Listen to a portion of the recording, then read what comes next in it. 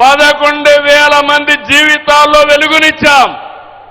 వాళ్ళకు రిటైర్మెంట్ అయితే ఒక్కొక్కరికి 2-3 కోట్ల రూపాయలు అదనంగా ఆదాయం వచ్చే పరిస్థితి వస్తుంది. ప్రభుత్వానికి 30,000 కోట్లు అవుతుంది.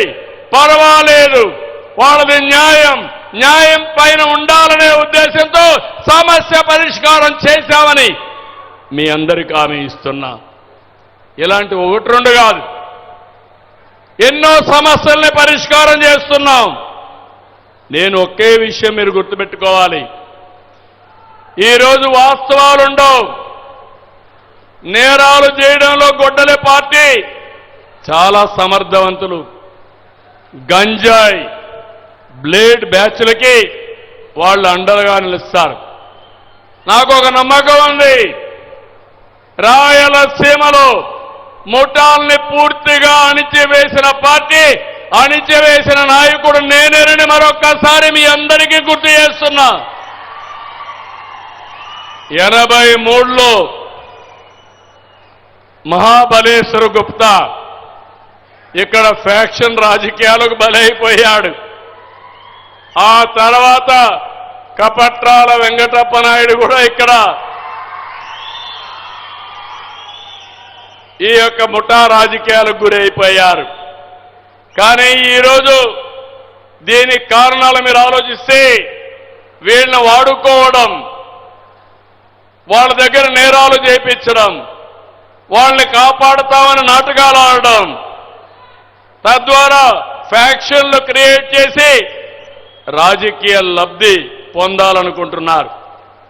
గొడ్డలి పార్టీకి విధ్వంసమే విజన్, ఫేక్ ప్రచారమే విధానం, రప్ప రాజకీయాలే మేనిఫెస్టో. ఎప్పుడన్నా చూశారా తమ్ముళ్ళు? ఎక్కడన్నా కానీ ఒక పోస్టర్ ఉంటే ఆ పోస్టర్కి జంతు బలిచ్చే పరిస్థితి ఎక్కడన్నా చూశారా తమ్ముళ్ళు అని మిమ్మల్ని అడుగుతున్నా. మాట్లాడితే మళ్ళీ మేము వస్తాం, గొడ్డలు తీసుకొని రప్పాలాడుతా ఉంటే చూడడానికి ఎన్డీఏ సిద్ధంగా లేదని హెచ్చరిస్తున్నా.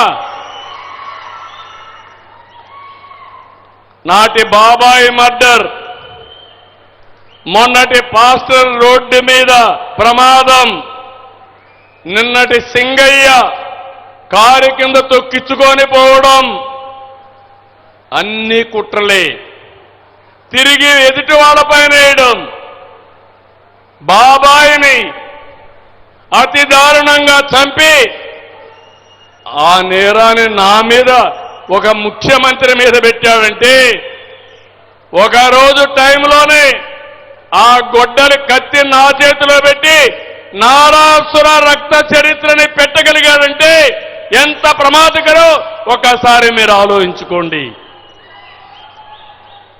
అందుకే మిమ్మల్ని అందరినీ అడుగుతున్నా, గొడ్డలి పార్టీకి భవిష్యత్తు లేదు. గొడ్డలి పార్టీ ఏం చేసిందో చెప్పగలదా అని మిమ్మల్ని అడుగుతున్నా. సీమలో ప్రాజెక్టులు పూర్తి చేసింది మేము, ఫ్యాక్షన్ అంతం చేసింది మేము, డ్రిప్తో 90% సబ్సిడీ ఇచ్చి హార్టికల్చర్ పూర్తి చేసింది మనం, పరిశ్రమలు తెచ్చింది మనం. ఈరోజు రాయలసీమలో నేషనల్ హైవే చూశారు.